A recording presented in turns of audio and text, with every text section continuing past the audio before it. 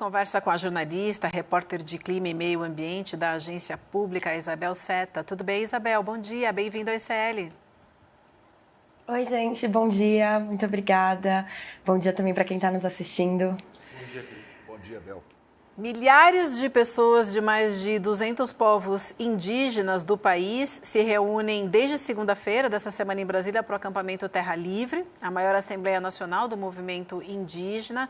A 21ª edição do acampamento vai discutir a participação indígena na Conferência do Clima, a COP30, que está marcada para acontecer em novembro, em Belém, no Pará.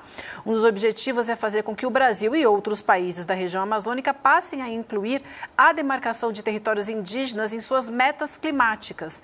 Também serão debatidos temas relacionados à agenda climática, como a demanda pelo fim da era dos combustíveis fósseis e por uma transição energética justa.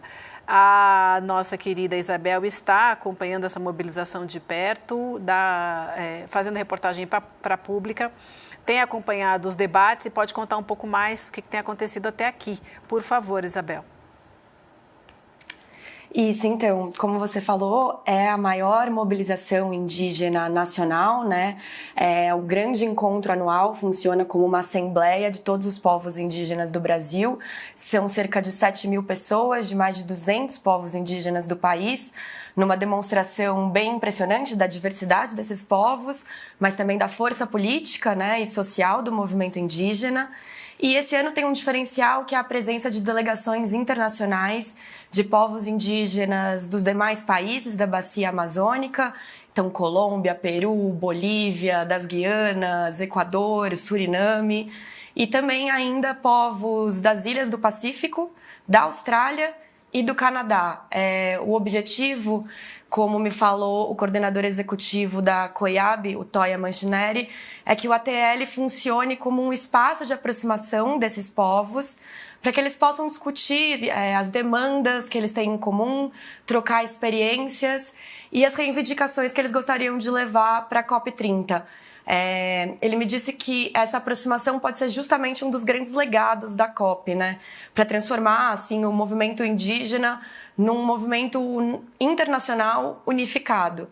E uma das principais demandas é essa, de que a demarcação de terras indígenas seja incluída nas metas climáticas dos países, as NDCs, que são as contribuições nacionalmente determinadas, que todos os países que são signatários do Acordo de Paris, que é aquele grande acordo para enfrentar as mudanças climáticas, tem que apresentar em relação a como vão cortar as emissões de gases do efeito estufa, como vão se adaptar aos eventos climáticos extremos.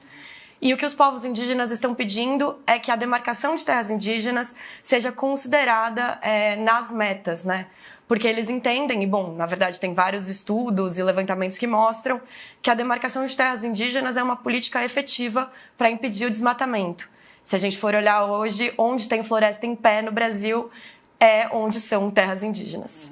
Então é importantíssimo isso, Isabel. É exatamente essa pergunta que eu ia te colocar, que isso já é demonstrado cientificamente, inclusive. Não é uma questão de opinião, não é algo que seja organizado para avançar uma determinada agenda. É um fato comprovado, de que onde existe essa demarcação para a manutenção das terras indígenas, existe também um alto nível de preservação da própria floresta, Exatamente.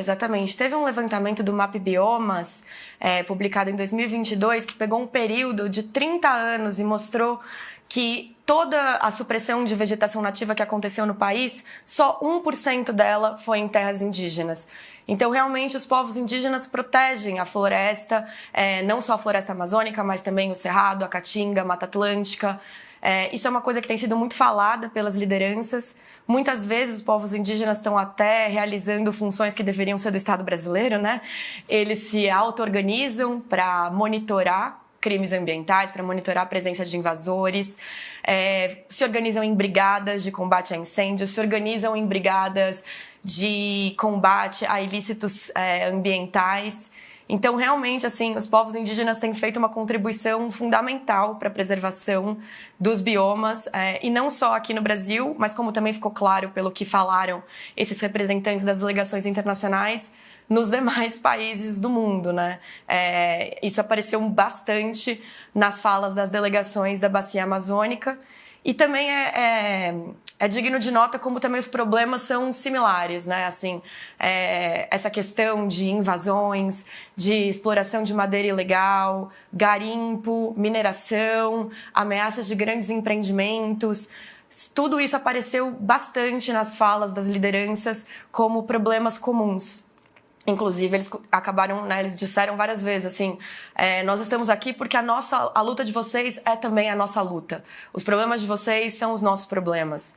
E também tem uma compreensão de que não adianta nada ter um povo ou outro que está preservando muito seu território se as consequências das mudanças climáticas são globais, né? Então, também há um chamado muito grande para que a sociedade não indígena faça a sua parte, para que os efeitos das mudanças climáticas não sejam sentidos pelos povos indígenas, que são justamente quem menos contribuiu para esse estado de coisas, né?